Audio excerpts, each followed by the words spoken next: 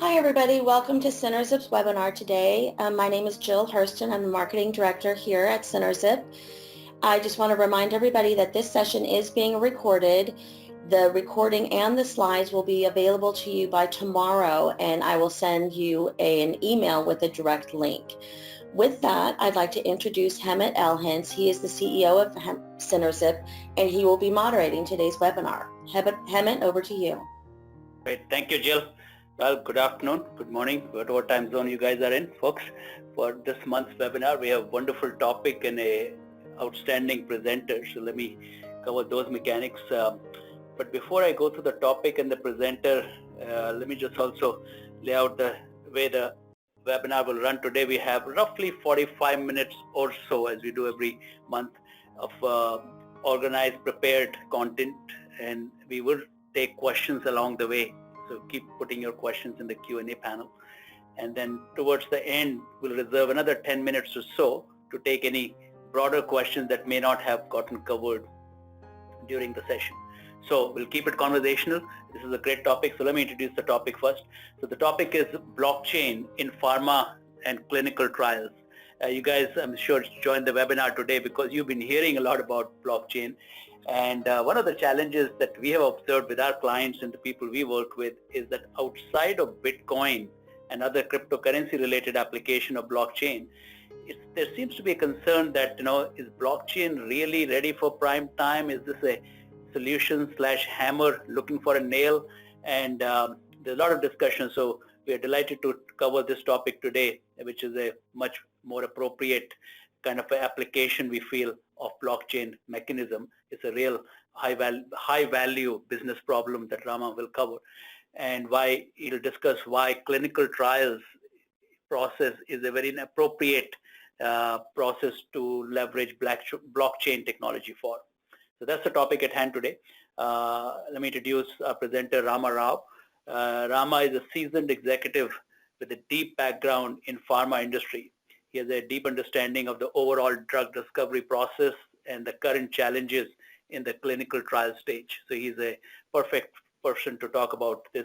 He worked in senior management capacity at Eli Lilly and Novartis for many years. So he has seen these challenges up close and can talk credibly about them.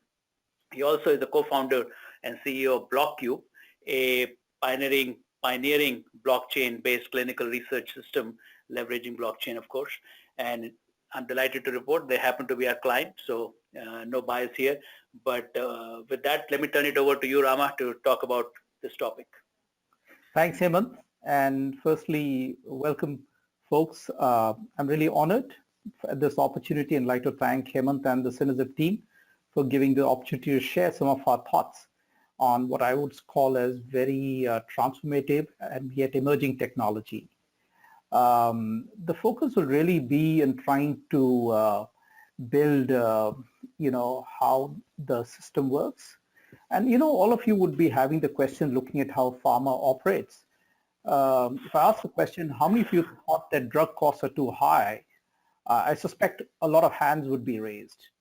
And if I were to ask how many of you would like to own your health data, care data, and monetize it, I wouldn't be too surprised if a lot of people would also bring it up, especially because today data has become like a kind of like the new oil or the new gold. But we keep hearing a lot of cases where people have challenges in porting their data.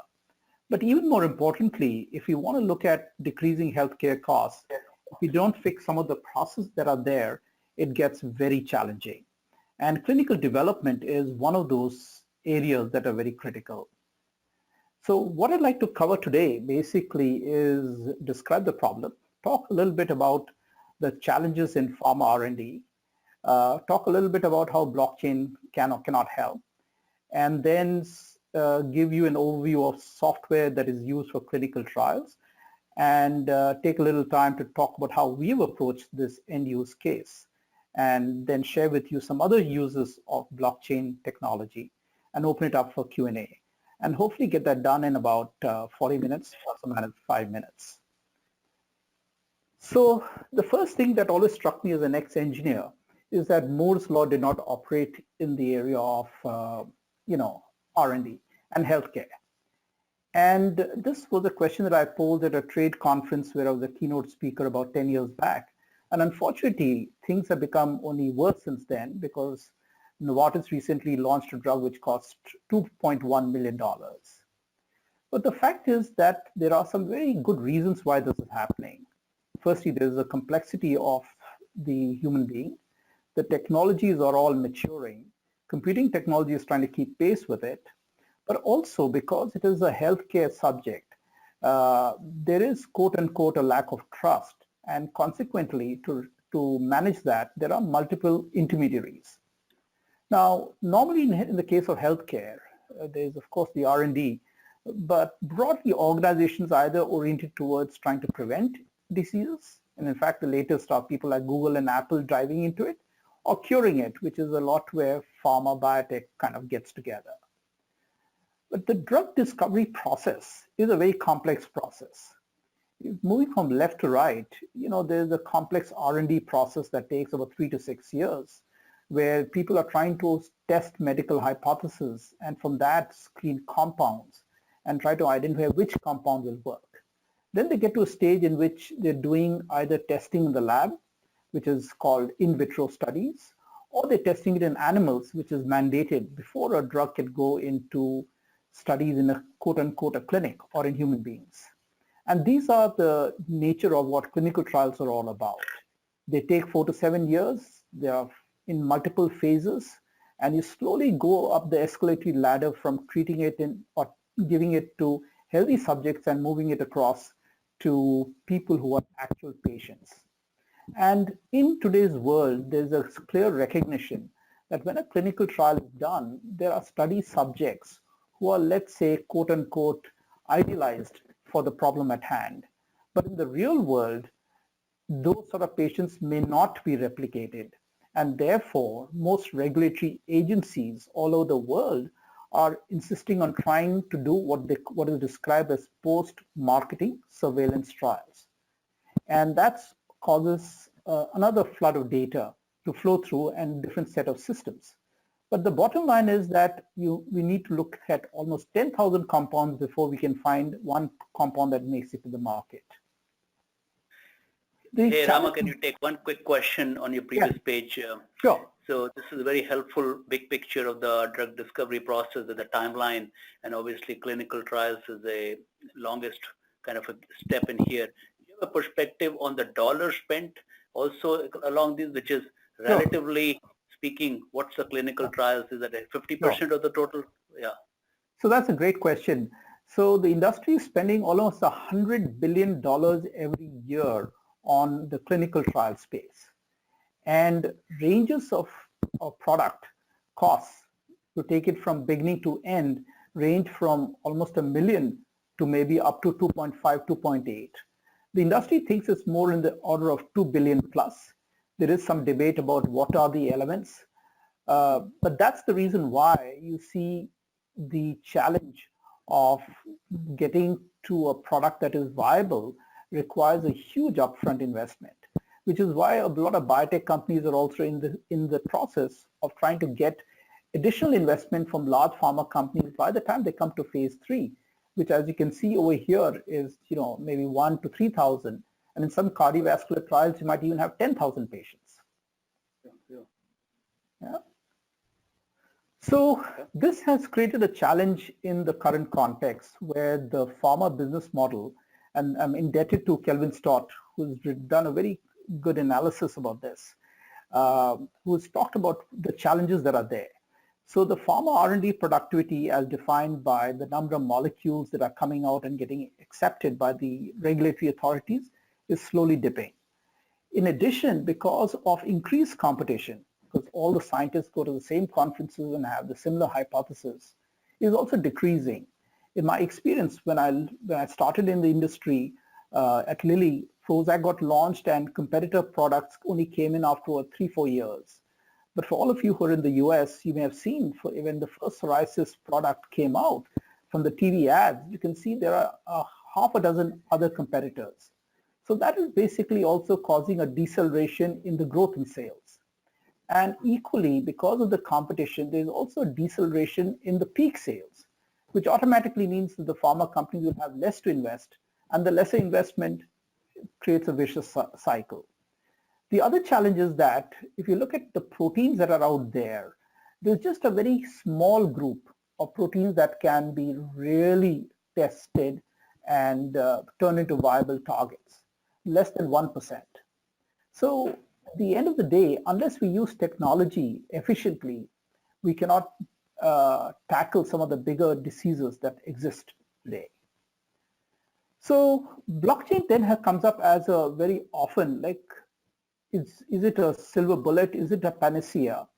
And within our company, when I was trying to talk to investors or had somebody challenging me, why do you think blockchain can work? We put together a small 10-question framework, and this leverages some of the prevailing presentations that have taken place at various places.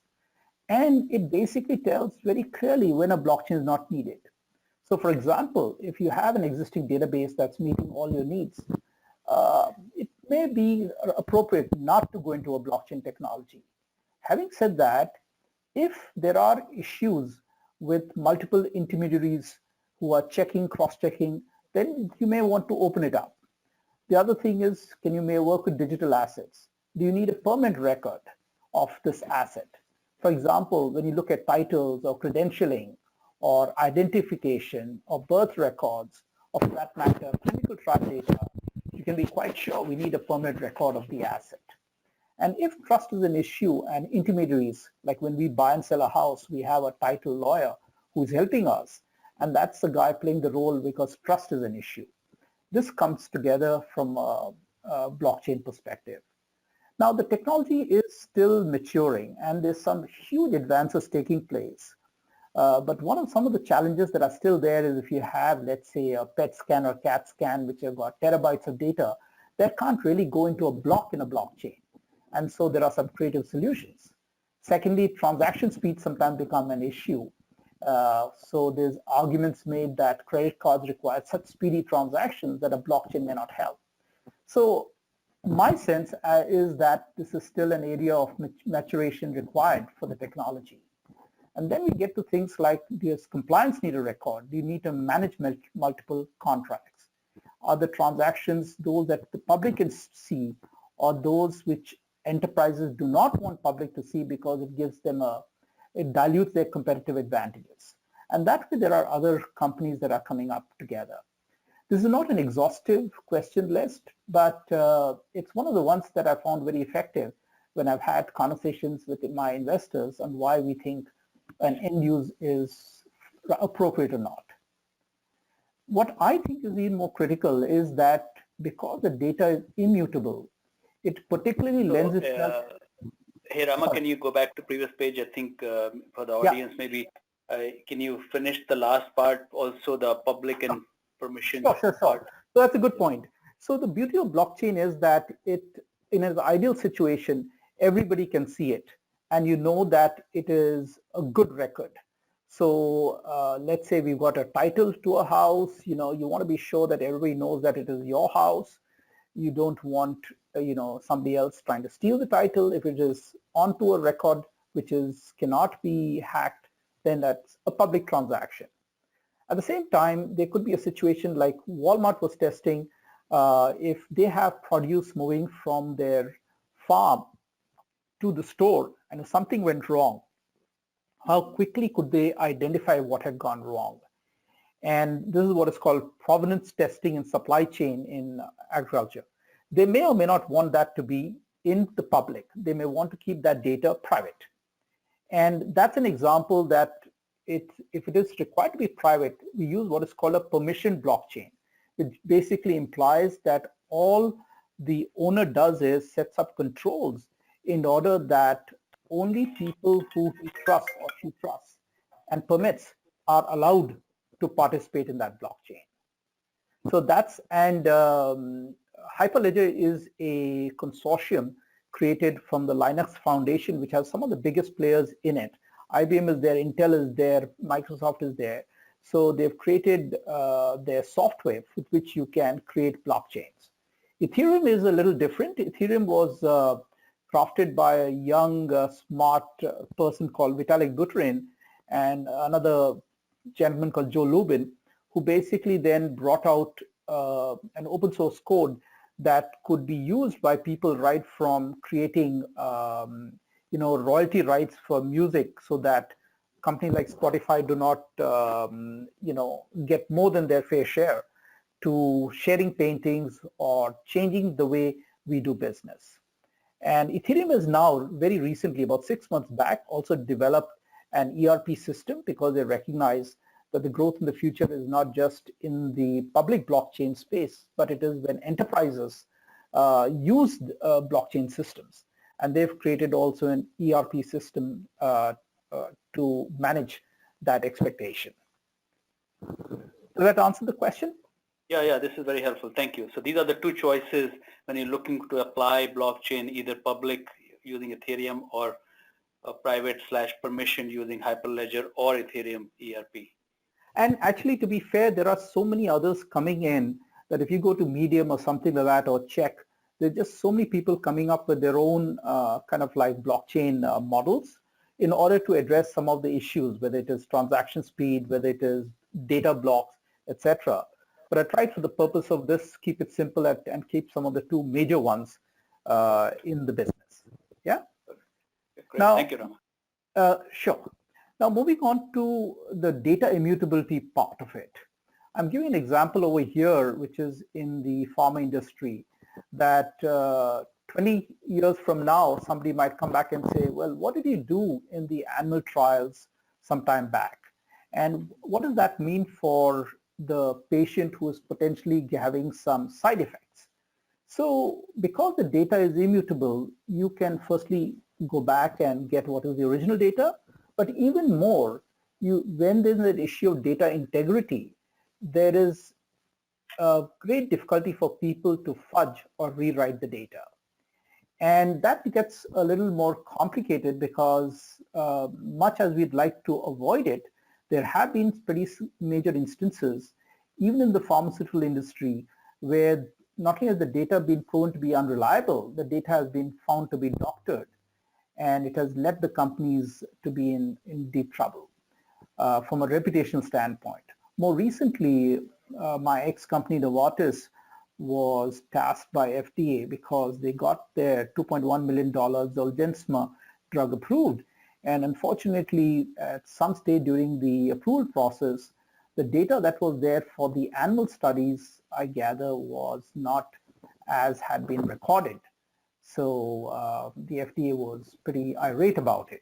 It did not affect the safety and efficacy of the drug, so that's why the drug is in the market.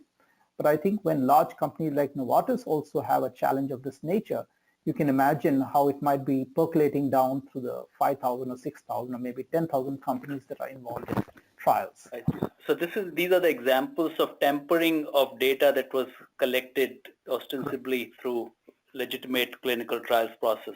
This was tampered Correct. After the fact. Correct.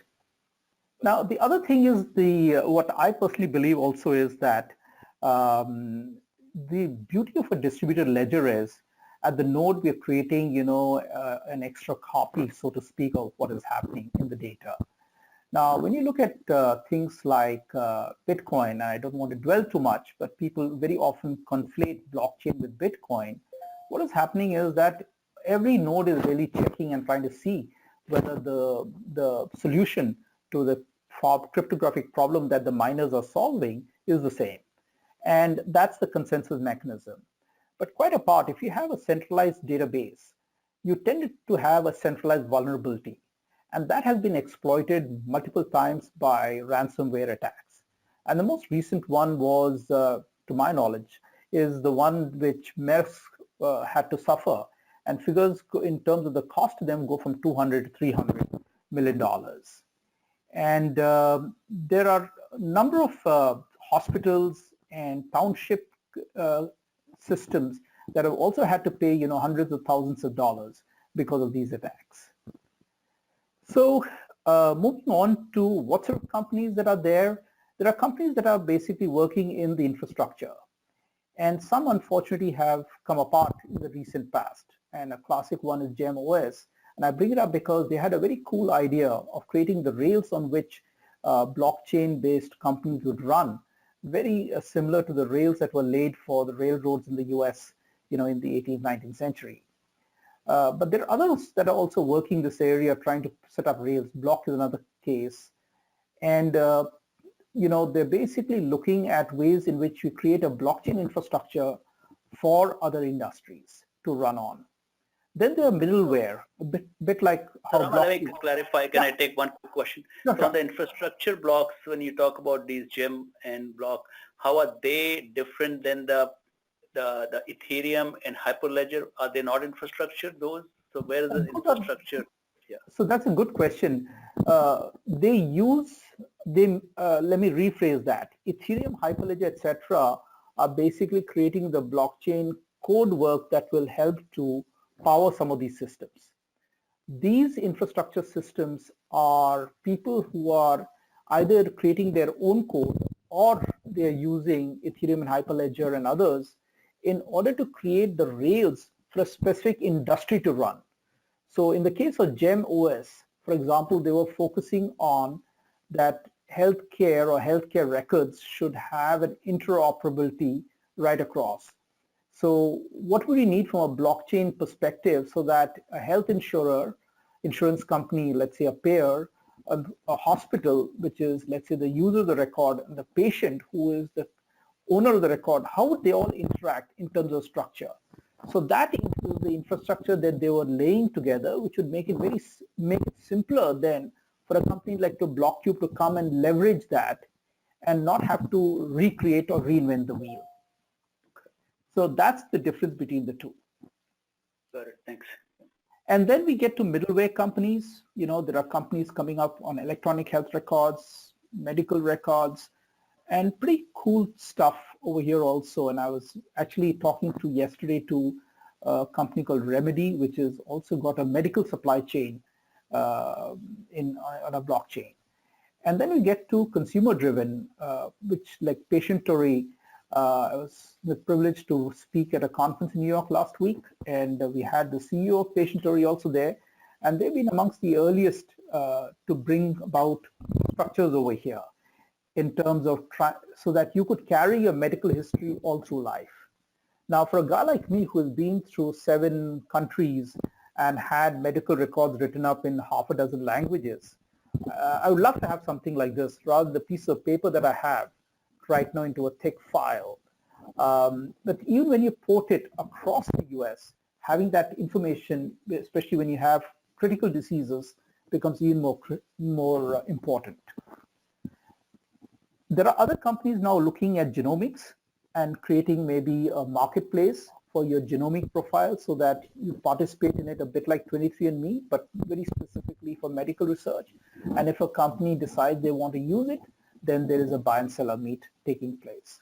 So the field of healthcare and blockchain has been considered particularly advantageous for the usage of blockchain because it gives the privacy, protection, cryptographic security, and data immutability, which is absolutely necessary for something of this nature. There are some downsides to that where the industry is wrestling with, which are the regulations regarding HIPAA, for example, in the US, and global data protection rights, GDPR in Europe, which basically mandate that if a person wants to have their records effaced, that needs to be done. And that's a challenge that people are trying to figure out how to do it in the blockchain world. Moving on to Hyperledger and supply chain. I won't dwell on this too much. You can, because the slides will be shared with you a little later, but you can see that these are how a consortium comes together, uses different software, and then tries to figure out how they can basically improve supply chains over here. And similarly, there is also pharmaceutical companies have come together and created a consortium to do something similar, because in the pharma world, there is a law for track and trace where you should be able to understand every element of the product that goes from the lab or from the manufacturing facility to the consumer. The EcoChain, and also this is another CBI analyst reports about 18 months back, and they've also kind of talked about different categories. So for example, there is health and data exchange and identity management, there's drug supply chain, insurance, blockchain, consortia, And what you will notice is there's nothing on clinical trials. And in a way, when I began working on this, I said this is something that needs to be fixed, because if you look at a $100 billion industry, it is tempting to imagine everything works right. But even if you reduce the inefficiencies by 10%, that is a huge amount of savings that patients can finally derive out of it. So the question comes up is, why is it better than existing models? My sense is that one is that it allows for integration. The data is immutable. The data is distributed. I talked about immutability and distributed a minute back. There's benefits of the cryptography. And technically, we can, quote unquote, individualize records. So what that would mean is a consumer can own their records and monetize the data if need be. Now, for example, each click that I'm doing over here must be getting recorded somewhere around in the universe of,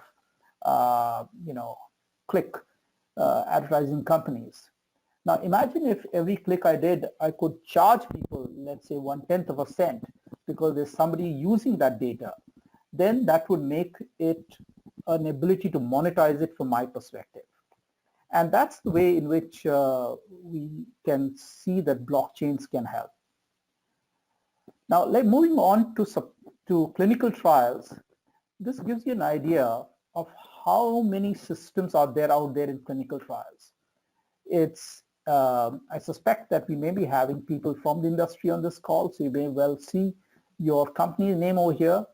I think this is done by an analyst, Andrea Corravos, which I think is one of the best summaries that I've seen. But it gives you an idea that if you're tomorrow a small biotech company and say, hey, I want to do a clinical trial, these are the silos that you've got to wade through. Or you go to a contract research organization and they may have their own system, or they may be wading through the silos to put things together. So to summarize, the clinical trials industry where software is used is very fierce, very fragmented, very strong. It's a $10 billion industry. And there is the new technology that people are using, whether it is smart tablets, smartphones, etc.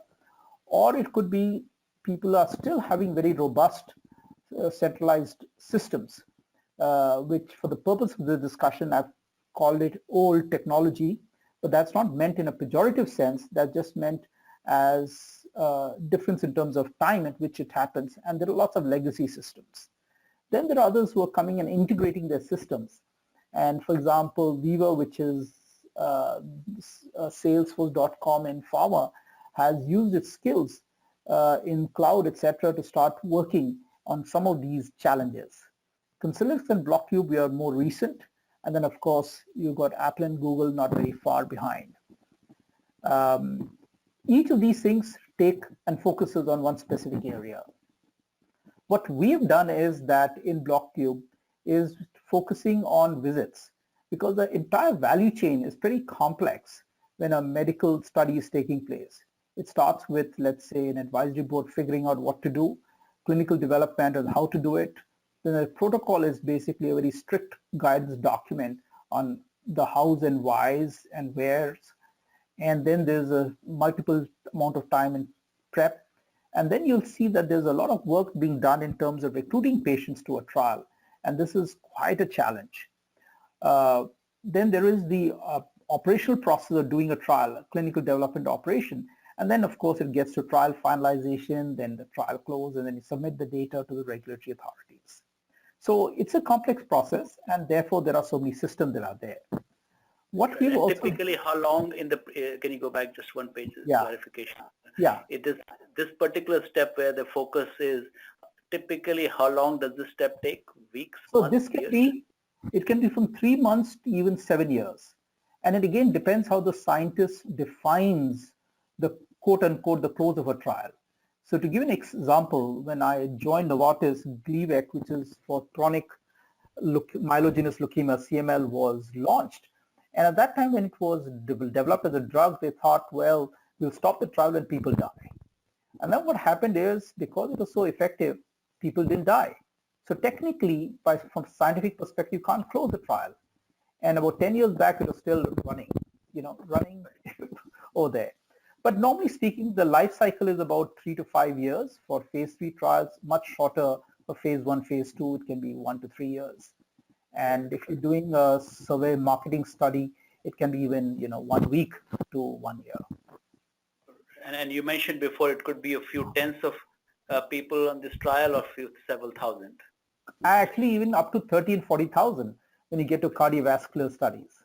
That's why it's so expensive, because if you even assume for a moment that the cost per patient for a study is say $10,000, and you've got, let's say, 3,000 patients, you're already talking about $30 million just to do the trial. So then when you escalate it, when you start doing rare diseases, for example, I had in my previous experience where getting one patient into a trial was supposed to cost the company I worked for $100,000. And of course, there are a very, very low number of patients, but still it was astronomical, the costs. And by definition, these patients are geographically distributed. Well, historically, there's been a preponderance of studies that have focused a lot on Caucasians because it has been the pool of population. Now people are realizing they need to go and reach out also to other ethnic communities, so there are a lot more studies in, say, African Americans, Native Indians, etc. And then as we're trying to also balance off the cost of the trial with also the need to convince local regulatory authorities, trials have become more globalized. So there'll be a lot of trials in China, Russia, Turkey, or England, or what have you. So that's how they're creating actually databases which have representation from a much broader community. And that's what makes it even more complex as we go along, because we can't just generalize how a drug is going to react in different communities. Got it. Thanks. So, going back early to this question, a new drug development cost is up to $2.6 billion. These costs are growing at the rate of 8.5%. And McKinsey did a fabulous study which basically said if you can accelerate a study by 18 months, this can save about $190 million. The other challenge the industry has, and I've mentioned to it about patient recruitment, is very few patients participate in trials. And even in cancer, for example, only 3 to 6%, the highest figure I've seen is 8% participate in trials. So it's not easy then to get a much broader group of people to manage it because of some of these issues. So the pain point that we see very often is that there are siloed systems, there are data fidelity that I talked about. In addition, data tends to get delayed. And in addition, site payments are pretty late. And I talked about the multiple intermediaries who basically do what is called source data verification, or SDV, where they're checking and rechecking that whoever did their job did it right in terms of recording the data. And these administrative costs come up to almost 26%. So you can imagine on a $100 billion base, how quickly the costs mount. And this is one of the reasons why we said that we need to work together to find solutions to it. And the way we have approached it in Bloqcube is we have designed an integrated system which is using blockchain as one of the key engines. And that would help to drive out fraud and give a lot better data security. And we have also pioneered what is proprietary, a continuous clinical trial accounting process where we can deliver real-time data and reduce the amount of accounting reconciliation that takes place. Because in today's world, very often a doctor may get a check for $5,200 and not know exactly what does it relate to. Does it relate to patient A on study X for a visit V, or does it relate to patient C on study X for visit 2, or what have you? So there's a huge amount of reconciliation goes both in the ownership organization as well as in the doctor's office. And the challenge is that almost 2/3 of all doctors participating in clinical trial studies are technically quote unquote naive. That is, they're doing that clinical research for the first time. So it means that the systems have to be even more careful and programmed to manage that situation. Then we've set in a peer-to-peer payment system that does this faster, and we've got smart contracts, which are basically computer algorithms that are driving some of the and automating some of the manual or semi-manual processes, and thereby cutting costs. So for the people who don't know how clinical trials work, people come to a site to do a trial. A doctor is there and basically checks out who should participate. And there are monitors who are monitoring each step of the way, both because it's a regulated enterprise, but also to ensure that we are protecting the human subjects and getting the data right. And once that is done, a patient comes out and is quote unquote randomized, that is being pre-selected to do a trial based on the guidance given in the protocol document. Then the trial drug is administered, the tests that are done, and all these inputs are put together, and all this flow into the databases, which are then either filed or they're published for a scientific paper or submitted to the FDA or the regulatory agency. And of course, there's a significant cost factor. What we have done is in this whole process is to minimize the need for intermediaries by putting in Bloqcube in between there. And the second is we are basically changing the way payment structures work in order that through a peer-to-peer payment, we can basically pay within hours, days, minutes if required, but basically make it faster so that it gives sponsors a competitive advantage in order to do a clinical trial. Because if a site has got 3 patients only to do a specific trial, and there are 5 companies who come up to want to do the trial, then if they're paid faster, that gives them the ability to recruit the patients. So our solution basically, as I mentioned, integrates systems, meets the regulatory needs, automates the process, and gives a real-time view, and thereby accelerates clinical trials and costs. Our perspective is that currently a clinical trial system or process is a bit like driving a car, where you get to know the speed at which you're driving a day late, and the amount of resources or gas consumed may be anything on 3 days to 5 days to 7 days later. Through via our system, we feel that you can get both the speed as well as the gas consumed as you drive. And therefore, we feel it's a simple, seamless, and scalable kind of system. Now, the question comes up, why is it important now? Viva, whom I respect enormously for the work they've done, had a wonderful study, and they showed 99% of customers are unhappy with existing systems. There are different issues, but you can see 50% have issues with the site and study reporting and financial payments. And they came up with ideas on how to improve upon the systems. The other question comes up is, why blockchain? And now there are enough people who have investigated it at places like University of California at San Francisco even, and published papers which show the benefits of using blockchain specifically for the end user in clinical trials. In addition, our proprietary financial system can also give what is called continuous flow accounting, which for accounting geeks basically means that we do not have to do a batch-wise processing at the end of the month, but can do it when the transaction takes place. So you have a more accurate picture, and in a way makes it like a pizzeria where you go order a pizza, pay for it, eat it, and you're out, and everything gets done. And there's a big company, Boehringer Ingelheim, which was linked up with IBM last year to start building up a pilot in this area. So Rama, can we take one quick question on the previous page? So in the finance perspective, when you say the continuous real-time transaction, so what's an example of a transaction in clinical trial that will get recorded? So let's say Jane Smith walks into Dr. Jack Hall's clinic, and she has been identified as a patient. So she has spent, let's say, $40 coming by cab, and she has been promised $200 for participating in that trial. So she does that, and she finishes her piece, which is whatever the protocol says, everything is good. And similarly, the doctor is supposed to be paid, say, $100 per patient that gets cleared. So now there's basically, something like $340 that needs to be paid. Now, what the system basically does is it checks against all the parameters and says if all the parameters are okay, it sends a signal to the company that owns the trial. Say, hey, and in line with your contract, everything has been done well, so you can pay. So payment goes out immediately to all of them, 40 units for travel, 200 for the patient participation, 100 for the doctor. and these are going into different accounting categories.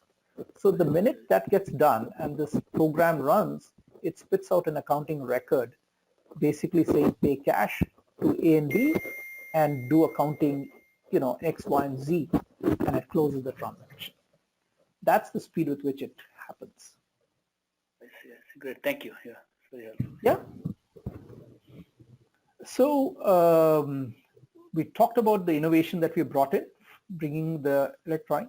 In fact, a very large pharma company said, we love your blockchain piece, but we love the financial module that you built even better. So can you potentially just build a financial module for us? So my initial reaction was no, because I feel they're all integrated and goes away from our ethos. But then there's such a big company that I can't say no to. So I said, if you push and pay, we will. So feel good that this has been brought together.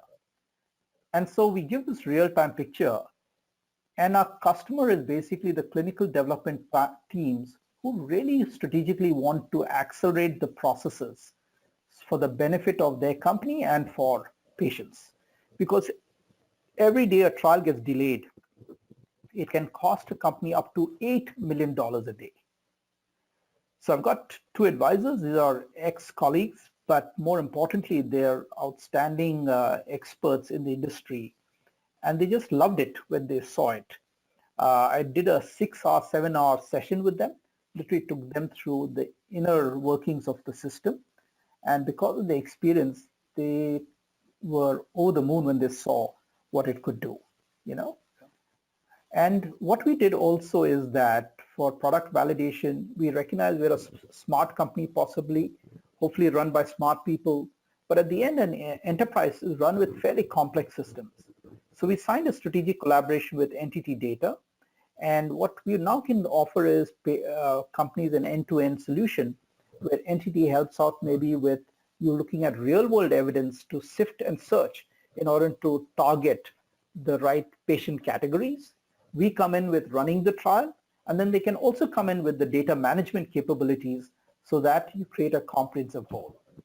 In addition, we have also created a virtual R&D with NIST, which is the National Institute of Standards and Technology in Washington, D.C., where we will be working on cutting-edge solutions for cutting-edge problems.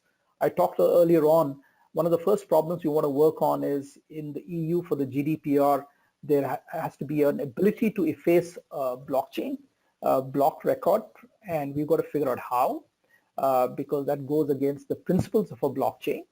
But they have a very interesting option, and we're going to be collaborating to figure out if that works or not. So that gives you an example of how we are kind of taking it further. This is going to give you, and I'll go through it a little faster because it's just how the tablet works. And what we've done is it's an iPad-based solution. So not in addition to blockchain technology, we've used a front end, which is easy to use. We have basically show how a site is progressing. So somebody sitting in can have a Houston-like control screen where the person can say, well, explain to me why the trial in Moscow is not recruiting its sites, and they can see and track what is happening. At all stages, we can give an idea where the budget and processes are. And more importantly, we have a drill down capability to tell exactly where it's happening. And it spits out an accounting record, and as well as the patient data into a CSV file that can be then read by other systems. So the question that we keep asking our everybody, and part of my job is to evangelize, and I was asking this at the conference, is that do we stay with old technology and siloed solutions or move towards new technology and integrated solutions? And the answer is pretty obvious. Having said that, we still have to approach it with care and sensibility, because at the end of the day, we're dealing with patient lives. And in any case, our industry is a very risk averse, so they balance it very carefully before moving forward. So I'll bring this together and then talk for a minute about some of the other options, and then we should be done by about another 5-6 minutes. I hope I've shown you why clinical trials are very expensive. And there are places where this is even run on paper. I'm sure all of you are aware that there's one industry that still runs and loves fax machines. It's the medical industry, right? It's there on every doctor's office. It is there in hospitals. And while we argue at HIPAA, they'll say, well, just fax your records to me and my secretary will take that record and give it. Which, if you really think about HIPAA, you really wonder, is it really conforming to HIPAA? But there are lots of multiple intermediaries. It's slow. I had situations where the person has said, I didn't get your medical record or medical file because it had been faxed and it may have been lying in the fax machine and God knows. And there are a huge amount of trial and site payment delays. The data that I said comes from the Society for Clinical Research sites. It's an American cooperative group. And when you read their white papers, you realize how horrendous and challenging it is getting, And if you run a business where you get paid after 3 months and 4 months, and your margins are already, wafer thin, you really wonder how self-sustaining it is. So it's not surprising that, there's a churn and, 2/3 of new doctors are coming in to do the trial.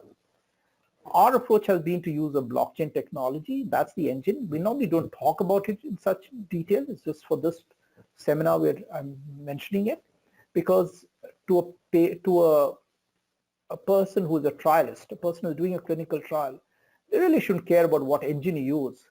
It's a bit like a car driver trying to agonize about whether I should get a V6, V12 inline or, rotary Wankel engine. Who cares? Then is the car safe? Can it take me fast from place A to B? Can it tell me how much gas I'm consuming? Can it tell me what speed I'm driving at? So I don't have to stick out my finger out of the window and check that out.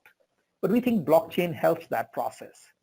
And by implementing it with an iPad and bringing it in an integrated way and combining it with our financial module, we believe we have got a value prop that is very compelling. And it's an industry that spends $100 billion.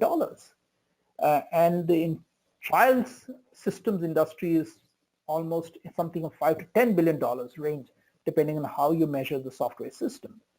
So any change is going to be an improvement on the past, and that's what we're trying to build over here. So I'll take another 2 minutes to talk about other end-use cases also. And very literally, there are so many taking place as we speak that it energizes me on one hand. But on the other hand, also, there have been a lot of scams that have taken place because it has been portrayed as the panacea for all evils, the silver bullet that will solve all issues. And that's frankly garbage. And that's the reason why right early when we were designing a system, I said I want to be rigorous and ask whether blockchain can really work for us or not. And here are some examples of very sensible proposals that have taken place. So the state of Illinois is trying to bring together all the titular documents. Like your birth certificate doesn't change over time. At the same time, it's something that you want to have access to if you lose your original documents in a fire or what have you. Death certificates, voter registration cards, social security numbers. So they're working on that, and it's pretty impressive. There are countries like Estonia which have gone the whole hog, and you already have it. There are countries like countries like UAE, where Dubai specifically is trying to go in a similar way like Estonia has. Then there are identification or identity systems like Civic, which basically is telling you really who is trying to enter and use your data, so that you can either stop the person or basically monetize that information, Then there is DHL and Maersk, who are building up very robust supply chain systems. Banks, about 70 to 100 have come together to create a different software system called R3 Coder, and they want to use it for banking transactions. So for example, when you ship goods from place A to place B, it's basically documents that are going from one bank to another. And the banks really don't care what is in the container that is on that ship. They are only tasked with looking at the documents. So they're looking at trade finance documents and putting on a blockchain so that there is no debate about what is in the container. Because let's say there is a inspector who inspects the container before it comes on the ship, stamps it and says, I can see this is a container full of shoes. We shouldn't be in a situation when it reaches the port, the guys open it and they find, the container is filled with stones. Those sort of structures are coming together. And I talked about Maersk. In any case, they got hit so badly by their the ransomware attack that this is another area that they've worked on. And then there are companies like Propi, and there are other companies which are diamond manufacturing, which want to certify that a diamond has come from a place which is not associated with conflict, or as it's called, a blood diamond.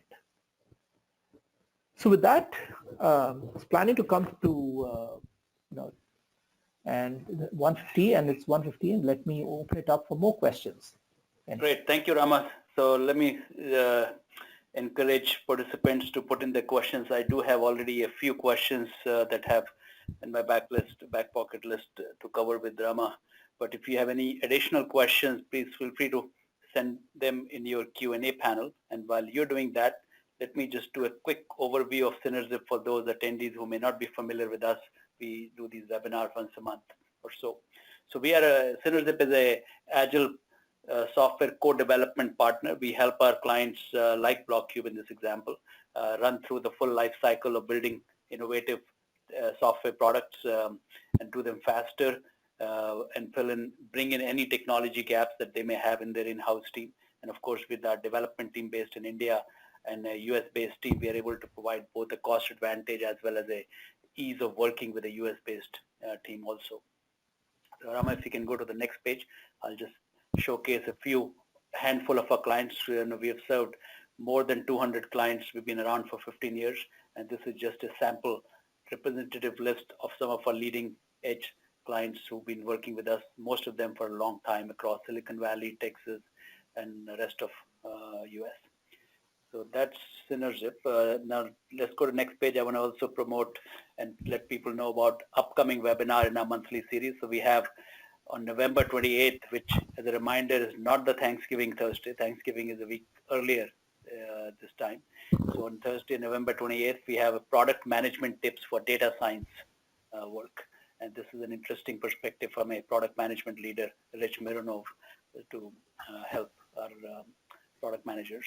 So with that, let's start taking some questions. So Rama, if you're ready, let me take a few on the backlog. So first one, I guess, is adoption challenge for this solution in the sense that you need to have a critical mass of people on the blockchain, just like any other network, before it can be of real use. So do you have a thought on how do you surmount the initial adoption challenges for this solution?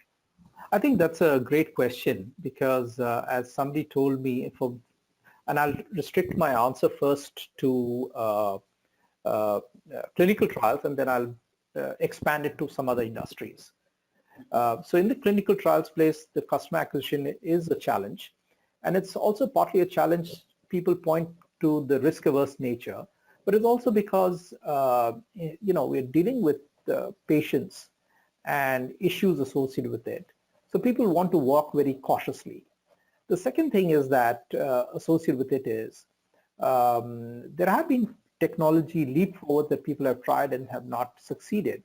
So for example, a lot of people say AI, but if I read a note written by the current CEO of Novartis, and he basically was pointing out that some of the solutions are very good in theory, but when they come down to practice, it becomes a challenge.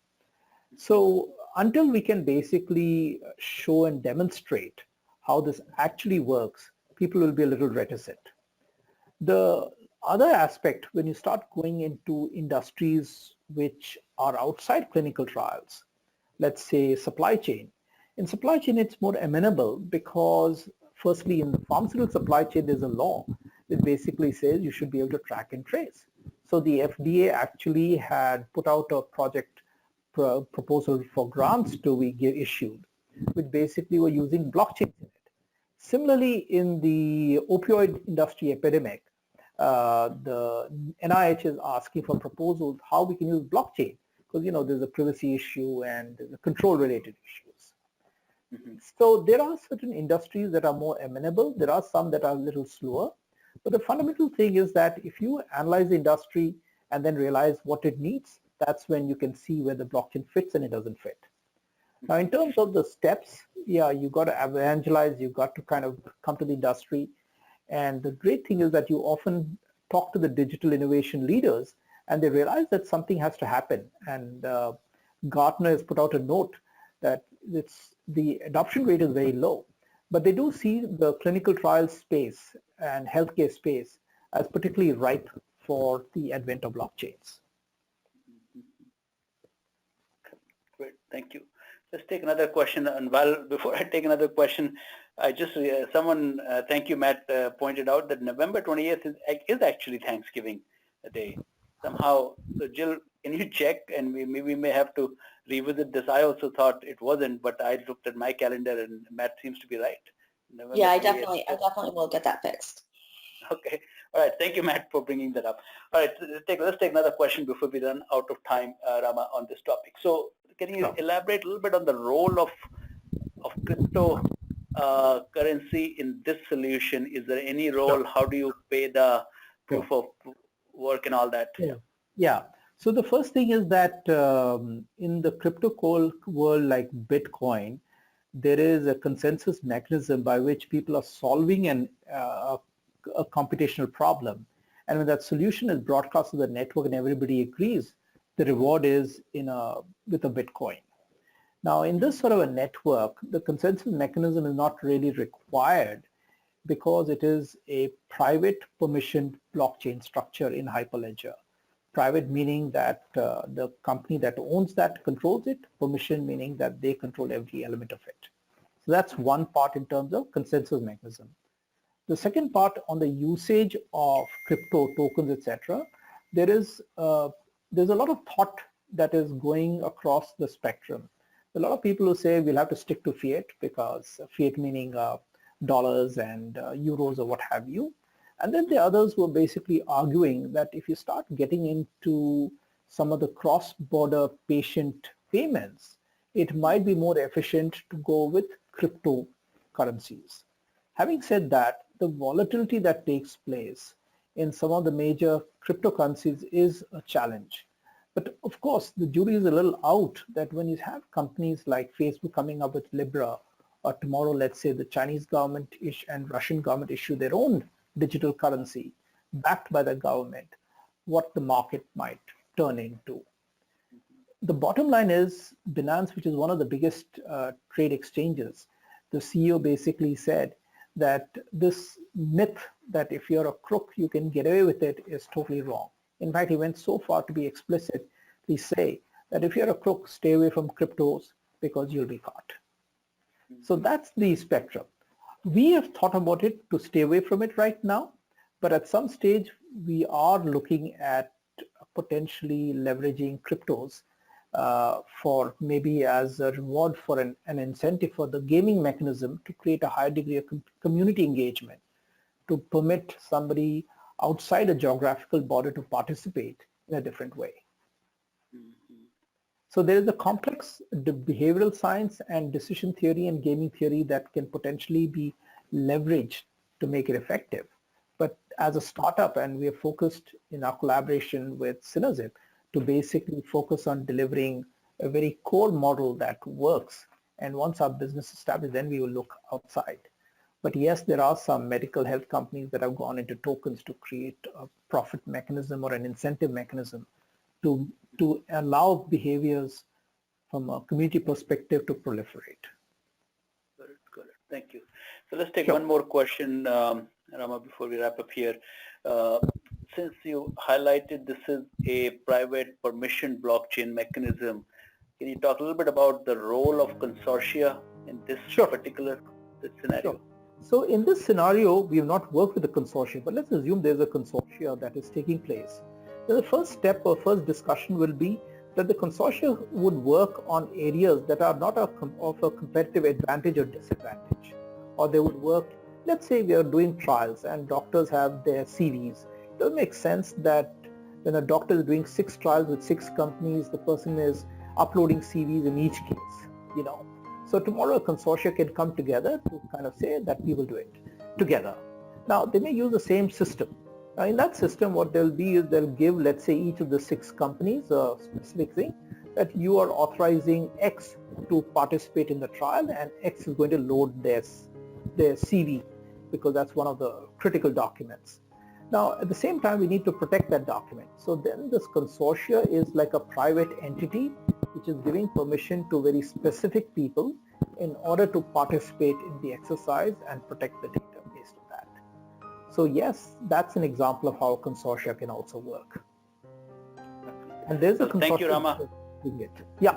Yeah, thank you. We ran out of time, and I want to respect others who participated, but thank you so much for shedding light on this topic of finding an appropriate nail for the blockchain hammer. This looks like a wonderful problem to be solving with blockchain, so I appreciate you sharing that with us. And thank you all who joined us today. Stay tuned for next month's webinar, which will not be on Thanksgiving. We'll figure out a date around that. And thanks, Matt, for pointing that one to us. Thanks, guys. Have a good rest of the week. Thank you. Thank you, everyone.